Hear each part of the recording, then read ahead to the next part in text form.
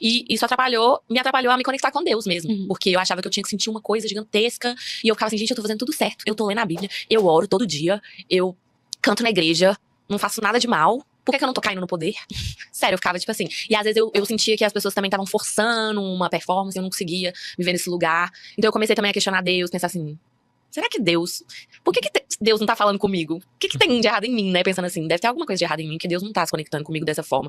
Porque é tudo vendido como uma formulazinha, né? Do que a gente tem que ser, de como a gente tem que se vestir, como tem que se falar, se comunicar. E eu sempre gostei do mais diferente, do povo mais doido. Minha mãe fala isso nas pregações, ela já entendeu que o babado ia ser forte. E aí ela já ficou ali tentando dar uma segurada. Aí não tem jeito, né? Naquela época do Facebook que o povo tava colocando bandeirinha LGBT nas fotos, no perfil. E aí eu postei, e aí vem enxurrada do povo. Você é gay, você é sapatona, não sei o quê, que vergonha. E aí quando veio aquela... Foi a primeira onda de hate, assim, muito pesado. E aí eu já fiquei, tipo assim, eu não quero viver isso, eu não quero que ninguém me ache mais. Aí eu deletei, fiz um perfil privado, era Sereiando Clara. Aí eu tenho vários amigos que falam assim, eu conheço a Clara Tanuri desde o Sereiando Clara. Mas já era de antes, mas eu tive essa era, assim, que eu falei assim, eu não quero ter que lidar com essas pessoas, com esse julgamento, então... Mas por eu querer muito estar nesse lugar da arte, de cantar... E também, eu fui pensando com o tempo, assim, que a minha história poderia ajudar outras pessoas. Que por mais que eu estivesse tentando fugir ali, de certa forma, as pessoas ainda me achavam, ainda se perguntavam, cadê a Clara e tal. Então foi vindo, assim, essa coragem de assumir, que aí eu já queria fazer boy chorar, né? Aí eu vim com força. Aí eu vim assim, eles vão lembrar da Mami. Você saiu numa notícia, você voltou, todo mundo lembrou que você existia de novo, né? Mais ou menos, o meio gospel. Quando eles fizeram uma notícia sua, que eles colocaram o título, ex-estrela do Diante do Trono, vira a cabeça, mergulha na bebida e diz odiar crentes. Isso é um absurdo. Eu quero saber agora, você ainda odeia crentes? Alguns. Depende. Tô zoando. Odiar não, gente. Não tem espaço no meu coração pra ódio, porque eu tô muito ocupada amando demais. Mas assim, tem uns que eu tenho um rancinho, né? Porque os queridos não ajudam também, né? A gente tenta ali, mas não ajudam. Mas eu acho que eu tive esse momento de, tipo assim, odeio crente, que eu tava muito machucada por várias coisas que aconteceram, por várias injustiças que eu vi. Não foi nada pontual. O pessoal sempre fala assim, o que aconteceu? Mas foram várias mini coisinhas que eu fui pensando assim, isso daqui não tá certo, isso aqui não tá certo. Ninguém faz nada. No final você tava mais discordando do que concordando, não fazia sentido mais. E eu tava numa crise de identidade também, então eu falei assim, eu vou abraçar quem eu sou agora, foda-se. E aí eu fiquei meio tipo assim, odeio vocês todos que não me permitiram ser eu, sabe? Teve um momento assim de rebeldia mesmo. Aí depois a gente, né, a poeira baixa, o tempo passa. Aí agora assim, eu amo tanto os cristãos, minha família é toda cristã, eu amo eles. Eu amo crente, tem amigos que são. Tem amigos que são, acho uns queridos, os que não ficam me enchendo o saco, né? A gente tem que aprender a separar, né? Porque tem o joio e o trigo. As pessoas, elas criam uma coisa na cabeça delas, né? De gente que tá ali em evidência. Eles criam uma narrativa e acreditam naquilo ali. Me irrita. Então, já teve uma época que eu... gente, me enche o saco mesmo, não aguento mais. Hoje em dia eu não ligo, não. Eu falo, ora por mim mesmo. Vai ser ótimo. A hora tá precisando. Mas é difícil lidar com essa expectativa. Sempre foi uma expectativa depositada de que eu tivesse dando continuidade a algo. E a gente tem direito de mudar, né? Mas as pessoas têm dificuldade de entender isso. E o que mais me incomoda é que elas vêm muito num ar de arrogância, de tipo assim, eu estou no lugar certo e você tem que voltar. E você não está, Jesus não está com você. Você tem que se aproximar de volta de Jesus. E aí eu falo assim, olha, de Jesus eu não me afastei não, amor. E foi da igreja e desse julgamento, porque sempre foi insuportável ter que corresponder a tanta coisa. Tenho uma vida e uma trajetória na Igreja Batista da Lagoinha, cantando no Criança Diante do Trono. Eu amava. Todos meus amigos estavam ali, né? Então era muito gostoso pra mim. E foi...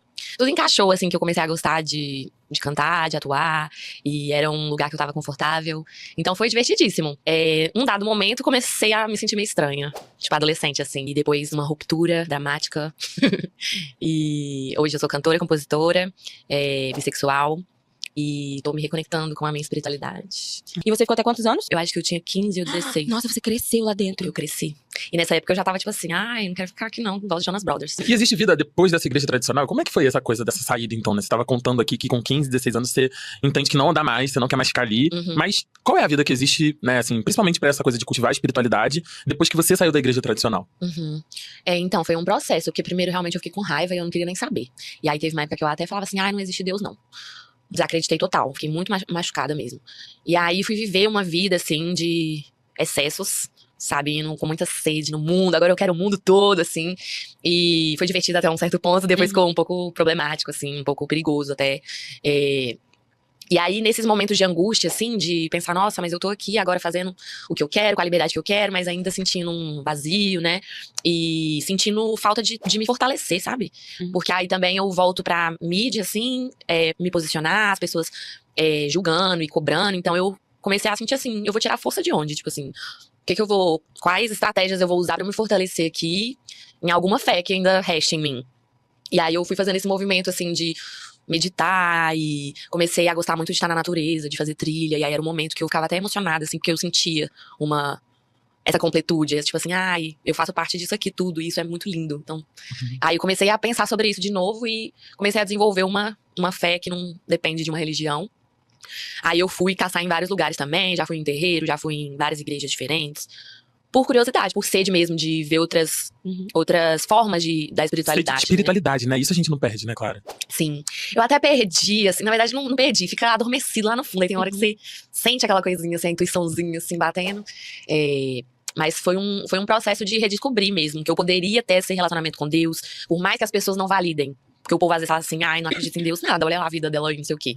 Porque tem que aparentar certas coisas, né? E por muito tempo eu quis aparentar também certas coisas, até que eu cansei. Agora eu quero ter uma conexão com Deus, comigo mesma. Eu acho que ouvir a nossa intuição tem a ver com essa conexão também. Que eu acho que vem de Deus isso. Total. E não precisa ser tão quadrado assim, né? Então, vai lá na igreja, fala isso aqui, faz uma reza. Pode ser uma coisa mais... Tem dia que eu não consigo, assim, orar, tem dia que eu tô mal, tem dia que eu oro o dia inteiro. Tem dia que eu passo um aperto, aí vem a crente todinha. Deus de misericórdia, me ajuda aqui. E eu me sinto fortalecida desde que eu voltei a praticar isso, a ter essa fé em Deus mesmo. E Jesus, e nas pessoas, nas trocas. Eu acho que dá pra ver Deus em várias coisas. Total. E No cotidiano, né? Foi essa quebra, assim, quando eu tinha 15, 14 anos, foi quando eu comecei a me sentir que eu não ia ficar ali, porque eu queria muito trabalhar com arte e música, e toda hora que eu falava sobre isso, eu comecei a compor, e aí eram umas músicas de amor e tal, vinha alguém e falava assim, não, mas não pode, você tem que usar os seus dons para adorar a Deus, você tem que escrever sobre Deus. E aí eu tentava, e não tava rolando, sabe? Não era o que eu tava naquele momento buscando. Agora tá sendo até interessante, porque eu tenho escrito? Eu tenho escrito coisas mais espirituais, assim, sei lá. Mas tô entendendo também. Mas aí como rolou isso, tipo, eu meio que larguei, assim. Falei assim, se eu só posso ser cantora gospel, eu não quero. Porque eu não me via nesse lugar. Eu ia me sentir hipócrita, sabe? Então não era um lugar que eu sentia que fazia parte da minha vida, do que eu queria fazer mesmo. Então tem essa ruptura, e aí depois eu retomo, assim, querendo lançar uma música, e aí eu escrevi Chora Boy, que era o que eu tava vendo na época, que era um boy lixo, que eu precisava fazer chorar e dar o pé. E dar uma desabafada. E dar uma desabafada. Mas eu escrevo muito sobre coisas que acontecem comigo mesmo, de sentimento, de decepção amorosa ou de lacres. Porque o meu primeiro namorado era crente e ele foi o pior de todos. Olha aí. E aí eu acho que é um papo pra quem ainda tá lá na igreja, ou tá nessa dúvida do tipo assim, cara, até quando dá pra eu ficar aqui, pra eu aturar isso que eu tô vivendo, pra sair? E vale a pena ficar, ou tá na hora de eu ir? O que você diria pra essas pessoas que estão decidindo entre ficar ou partir da comunidade onde estão? Isso é difícil, porque eu acho que cada caso é tão único, né? Específico, tem suas peculiaridades. Eu, por exemplo, já estava desesperada pra sair. Eu tava, tipo, contando as horas pra eu fazer 18 anos, que aí eu ia fazer o que eu quisesse. A gente tem essa ilusão, né? Quando a gente não vive. E aí eu queria sair, porque eu já não aguentava mais. Já tava no limite ali pra mim. Muita gente fala, assim, pede uma ajuda, tipo, tô lá, não sei se eu saio, não tenho coragem, tenho medo. E é complicado também, né? Não dá pra falar que é fácil, porque sair é difícil. Rola aquele período, assim, que você fica sentindo um vazio, assim, o domingo você fica assim, nossa, eu vou ficar aqui, não vou ver ninguém, não vou juntar pra cantar junto. Vou botar um salto pra ir pra igreja. Fazer um lucão. Então é difícil, é um luto, assim, que você vive. Então, não é só maravilhas, mas eu acho que vale muito a pena, assim, tentar descobrir outros ambientes a estar, outras trocas a fazer. Requer muita coragem, né? E com certeza vai ser visto com maus olhos por muitas pessoas.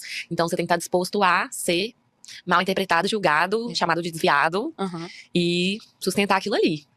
Eu acho que ficar sentindo esse desconforto por anos pode levar em algo até pior, né? Um rompimento pior, ou um problema de você com você mesmo, e até com as outras pessoas. Então eu acho que o ser humano se acostuma com tudo, né? Mas não é bom que a gente se acostume com desconforto e coisas ruins. Então eu acho que vale a pena tomar essa coragem e dar esse passo, se for algo que faz sentido pra você. Então, se você tá pretendendo fazer esse movimento, buscar pessoas pra fortalecer e pra dizer assim, tá tudo bem, a gente vai fazer isso aqui, mas não é o fim do mundo, vamos continuar tendo fé e acreditando em Deus, é só num ambiente diferente. E buscar outras formas mesmo de encarar as coisas, de encarar a vida. Acho que é isso. Pra mim teve uma confusão, assim, da pessoa bissexual, de tipo assim, não tô aqui, eu tô onde? Tipo assim, tem esse meio termo? E a gente também se questiona muito, assim, mas eu fiquei mais com homem do que mulher, isso faz alguma diferença? Então, eu fiquei um tempo meio assim, não sei. E a bifobia eu comigo mesma, sabe? Então foi buscando muita informação, assim, pra eu conseguir entender melhor. Buscando muito, a internet ainda bem que tava aí disponível, porque facilita a vida delas, né não? Nossa, muito. Então eu ficava lá, sedenta por informação científica, por pessoas falando sobre sexualidade e tal. E isso me ajudou bastante. Qual que era a pergunta mesmo? Você quer deixar um recado pra essa galera que tá no armário ainda? Deixar um recado. Um armário é um lugar triste de estar, né? Eu acho que a gente tem que ser feliz e brilhar. Tem até aquela música, né? Minha pequena luz, vou deixar brilhar. E, é triste isso de ter que se esconder, ter que esconder uma coisa que faz parte de você e que não tá fazendo mal pra ninguém.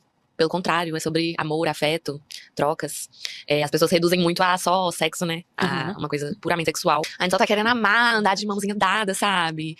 Mas é muito difícil lidar com isso, com a família, e com esse medinho, às vezes, também, de eu vou levar uma pessoa, será que ela vai ser bem tratada, bem recebida? Eu não tive essa experiência ainda de levar uma namorada, uma menina que eu tô ficando, jamais, porque nem meninos eu tenho muita coragem não, porque vão apavorar um pouco. Não, uns queridos, uns amores, mas é complicado. A gente fica com medo, assim, querendo preservar essas pessoas também, porque a gente sabe que pode rolar um climão, e situações que a gente não gostaria, né? Então é difícil, assim, é um lugar de... tô descobrindo ainda, mas é bom que já esteja no mundo, sabe? Dá um alívio, assim, de todo mundo sabe que eu sou bi, então na hora que eu aparecer como namorada, ninguém me enche o saco, não. Já não é uma luta contra Eu tô ali pedindo a minha você, né? varoa, eu tô, Deus, pelo amor de Deus, me manda uma namorada. Gente, eu tô num momento, assim, gestando meu álbum, meu primeiro álbum. Olha só! E aí eu tava até falando com vocês antes na conversa que eu tô escrevendo sobre espiritualidade e tal. Tô experimentando coisas novas. Eu sempre gostei muito do pop, né? Então eu comecei fazendo muita coisa pop, lancei meu EP Pseudodrama que tem um pop mais R&B, um pop mais eletrônico, mais reggaeton. E nesse álbum eu tô descobrindo que eu quero desenvolver pra outros lados também, uma coisa mais meditativa, uma coisa mais... um louvor pra elas. Ai, que delícia, eu adoro, Um né? louvorzinho pra elas. O fruto não cai muito longe da árvore. Não cai. Mas eu tô num processo, assim, construindo esse álbum. E compondo. Eu lancei esse ano Cancela o Fim, que foi meu Adoro, último muito single. bom. Que clipe gostosinho. Foi muito gostoso lançar esse clipe. Tá lindo, gente. Tá Assistam. mesmo, assistam. E ele é o primeiro, assim, da nova era. E é isso, pretendo falar sobre relacionamento, sobre meus processos até aqui. E ano que vem, hein? Vem aí, ano que vem. Tanto na época do Crianças, Diante do Trono. E agora você, Clara Tanuri, sem nada disso que tinha antes, mas com uma outra história pra contar. E eu ainda me identifico com você. Eu fico muito feliz. Muito bom. Que fofura esse momento. Eu acho que a primeira era das minhas músicas, tipo, era uma super heroína. Que eu criei na minha mente, que era a Clara Tanuri diva pop. Lacres e lacres, vou me amar independente de tudo. E agora tô querendo demonstrar uma vulnerabilidade. Perfeito. E a sinceridade do que eu passei, que foram partes legais e partes não tão legais, mas que é um processo e a gente vai amadurecendo e vale a pena passar por eles. E eu começo aqui. Uma diva pop. Pablo Vittar. Foi ela que veio. Arrasou. Uma diva pop gospel. Helena Tanuri. Um fuxico. Gospel. Um álbum de crianças diante do trono. Quem é Jesus? Ai, amo. Uma coisa do gospel que não faz mais sentido. Pastor Lucinho. Meu Deus! Foi um pouco específico, né? Mas, Eu amei. Mas realmente não faz Gente. sentido. Nunca fez, né, igreja? E eu era tão fã, gente. Eu também, Era o curso que eu eu tive ia, um mas é que era momento. tipo um stand-up, né? Só que agora não tem mais graça. Não, é. não tem mais graça. Agora é aí triste. perdeu a graça. Sem Agora, palhaço. E ele ficou estranho. Essa festa virou um enterro. Nossa, um enterro daqueles bem fúnebres mesmo. Não tem celebração nenhuma. Os crentes são? Desqueridos. Menos a gente. Vocês são queridos. O meu sonho é que fique cada vez mais tranquilo falar sobre isso, porque é importante que a gente fale, né, pra ajudar outras pessoas. Tem tanta gente, assim, desanimada até da própria vida, assim, querendo, desistindo de viver, porque não vê esse lugar, assim, que a gente tá criando. Então, eu também desejo que ele se fortaleça e que a gente tenha essa comunidade, uma rede de apoio que é cristã, mas que não é esse crente que é tá aí. desquerido, que é, assim, que não te dá paz. Que vem pra matar, roubar e destruir. Não seja esse desquerido. Vamos ser queridos e se ajudar.